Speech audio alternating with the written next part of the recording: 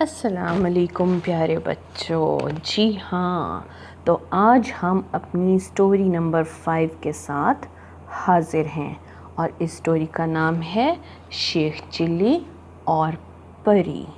تو چلو پھر شروع کرتے ہیں۔ شیخ چلی اول درجے کے بے وقوف تو تھے ہی، سستی اور کام چوری میں بھی ان کا کوئی جواب نہ تھا۔ بیوی سے اکثر ان بن رہتی۔ ایک روز بیوی نے کچھ زیادہ ہی برا بھلا کہا تو تنتنا کر چارپائی سے اٹھ کھڑے ہوئے اور دروازے کی طرف قدم بڑھاتے ہوئے بولے، لو ہم جا رہے ہیں شہر، ابھی اسی وقت نوکری کرنے۔ شہر کو یہاں رکھا ہے، دن بھر کا راستہ ہے، بیچ میں کھاؤ پیو گے کیا؟ بیوی بولی، ذرا ٹھہر جاؤ، میں روٹیاں پکائے دیتی ہوں۔ پھر اس نے 7 روٹیاں پکا کر دیں۔ شیخ چلی چل پڑے۔ چلتے چلتے دوپہر بھی گزر گئی۔ اس کے بعد انہیں کنواں نظر آیا۔ وہ اس کی منڈیر پر بیٹھ گئے۔ بڑے زور کی بھوک لگ چکی تھی۔ روٹیاں نکالیں اور سر کھجاتے ہوئے بولے، 1 کھاؤں 2 کھاؤں کہ 7 کو کھا جاؤں۔ اتفاق سے اسی کنویں میں 7 پریاں رہتی تھیں۔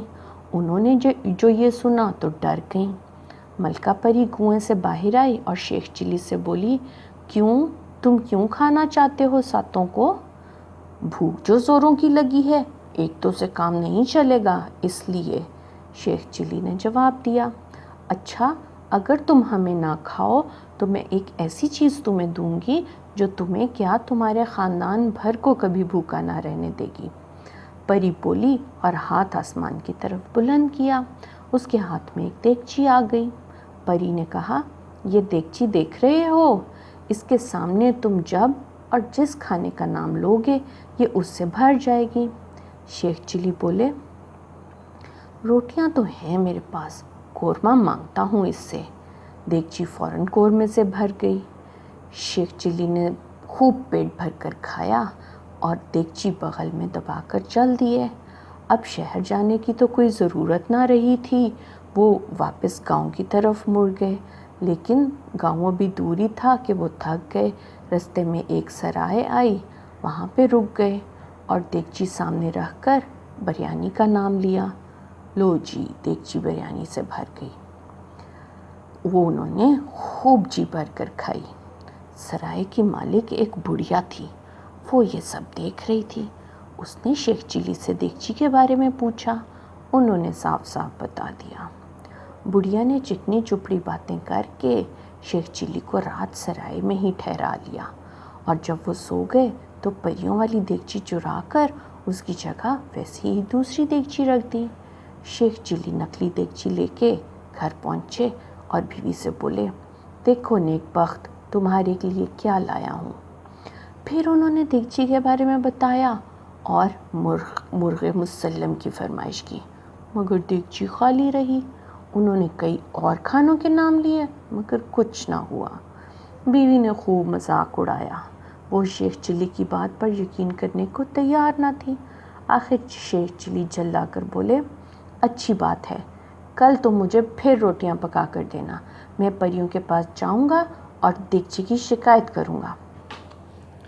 اگلے روز بیوی نے روٹیاں پکائیں اور شیخ چلی چل دیے۔ کنویں پر پہنچ کر پھر بولے، 1 کھاؤں 2 کھاؤں کہ 7 کو کھا جاؤں۔ ملکہ پری باہر آئی اور بولی، تم پھر آ گئے ہمیں کھانے، کیا اب بھی کھانے کی کمی ہے تمہارے پاس؟ شیخ چلی کی شکایت پر کہ دیگچی ان کی فرمائش پوری نہیں کر رہی، پری سوچ میں پڑ گئی۔ پھر بولی، خیر چھوڑو دیگچی کو، میں تمہیں ایک ایسا تحفہ دیتی ہوں کہ مالا مال ہو جاؤ گے۔ اس نے اپنا دایاں ہاتھ آسمان کی طرف بلند کیا۔ ایک سفید خوبصورت مرغی ہاتھ پر آ بیٹھی۔ پری نے مرغی شیخ چلی کی طرف بڑھاتے ہوئے کہا، یہ سونے کا انڈا دینے والی مرغی ہے، جب کہو گے تب سونے کا انڈا دے گی، اسے لے جاؤ اور اب ہمیں پریشان مت کرنا۔ شیخ چلی نے خوشی خوشی مرغی بغل میں دبائی اور چل پڑے اور پھر اسی سرائے میں پہنچے۔ یاد آیا کہ بڑھیا تو بڑی اچھی ہے اور وہ ادھر رک گئے۔ بڑھیا نے انہیں دیکھا تو فوراً قریب آئی، پوچھا، اب کیا تحفہ لائے ہو؟ شیخ چلی نے اسے مرغی دکھائی اور اس کو مرغی کے بارے میں بتایا، بلکہ تجربہ بھی کر کے دکھایا۔ بڑھیا بڑی خوش ہوئی۔ اس نے شیخ چلی کو سرائے کے سب سے خوبصورت کمرے میں ٹھہرایا، خوب خاطر مدارات کی۔ رات کو شیخ چلی مرغی کی ٹانگ اپنی چرپائی کے پائے سے باندھ کر سو گئے۔ بڑھیا نے موقع پا کر مرغی چرا لی اور اس کی جگہ ویسی ہی دوسری مرغی باندھ دی۔ شیخ چلی نکلی مرغی بغل میں دبائے گھر پہنچے اور لگے ڈینگے مارنے۔ بیوی نے کہا، میاں سونے کا انڈا دیکھوں گی تو یقین کروں گی۔ ہاں ہاں کیوں نہیں، ابھی لو، شیخ چلی زور سے بولے اور مرغی سے کہا، بی مرغی سونے کا انڈا دو۔ مگر بی مرغی سونے کا انڈا تو کیا، عام انڈا بھی نہ دے سکی۔ بیوی پھر مذاق اڑانے لگی۔ شیخ چلی غصے سے بولے، کل تم پھر روٹیاں پکانا، دیکھو میں کیا حشر کرتا ہوں ان دھوکے باز پریوں کا۔ اگر واقعی زندہ نہ چبا گیا تو شیخ چلی نام نہیں۔ بس رہنے دو، میرا خیال ہے تم روٹیاں ہڑپ کرنے کے لیے یہ سارا ڈرامہ کرتے ہو، اب کوئی روٹی نہیں ملے گی۔ خیر نہ دینا روٹی، میں بغیر روٹی کے ہی چلا جاؤں گا، شیخ چلی نے جواب دیا اور کمرے سے چلے گئے۔ اگلے روز وہ پھر کنویں پر پہنچے اور بولے، ایک کھاؤں، دو کھاؤں کہ ساتوں کو کھا جاؤں۔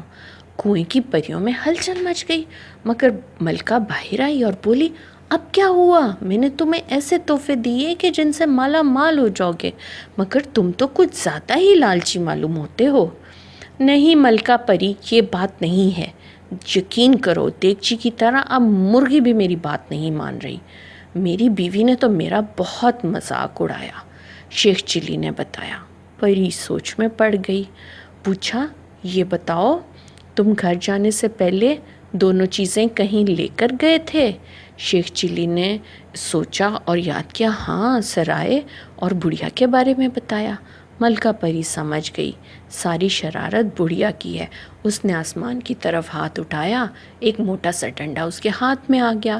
اس نے ڈنڈا شیخ چلی کو دیتے ہوئے کہا، یہ ڈنڈا لے کر سرائے جانا اور کہنا، اے ڈنڈے، جس نے میری دونوں چیزیں چرائی ہیں اس کی پٹائی اس وقت تک کر جب تک وہ دونوں چیزیں مجھے واپس نہ کر دے۔ شیخ چلی وہ ڈنڈا لیے سرائے پر پہنچے۔ بڑھیا نے آگے بڑھ کر ان کا استقبال کیا اور پوچھا، آج میرے بچے کون سا تحفہ لائے ہو؟ شیخ چلی بولے، یہ ڈنڈا، اور ڈنڈے کو کہا، اے ڈنڈے، جس نے میری دونوں چیزیں چرائی ہیں اس کی پٹائی اس وقت تک کر جب تک وہ دونوں چیزیں مجھے واپس نہ کر دے۔ ان کے منہ سے یہ جملہ پورا ہونا تھا کہ ڈنڈے نے بڑھیا کی پٹائی شروع کر دی۔ وہ چیختی چلاتی پوری سرائے میں بھاگی پھر رہی تھی۔ ڈنڈا بھی مسلسل پیچھے لگا تھا اور دھڑا دھڑ پٹائی کر رہا تھا، اور وہ تب ہی رکا جب بڑھیا نے دونوں چیزیں شیخ چلی کو واپس کر دیں۔ شیخ چلی ڈنڈا، مرغی اور دیگچی لیے گھر پہنچے۔ اب دیگچی نے فرمائش کرنے پر کھانے بھی دیے اور مرغی نے انڈے بھی دیے۔ دونوں میاں بیوی مالا مال ہو گئے اور عیش و آرام سے رہنے لگے، مگر وہ اپنا برا وقت کبھی نہ بھولے اور ہمیشہ غریبوں اور حقداروں کی دل کھول کر مدد کرتے رہے۔ جی بچوں، تو یہ تھی ہماری آج کی کہانی، اور بچوں آپ کے لیے جو نیکسٹ کہانی لا رہی ہیں، یعنی اس کا نام ہے سیدھے کا الٹا۔ اوکے پھر آج کے لیے اللہ حافظ۔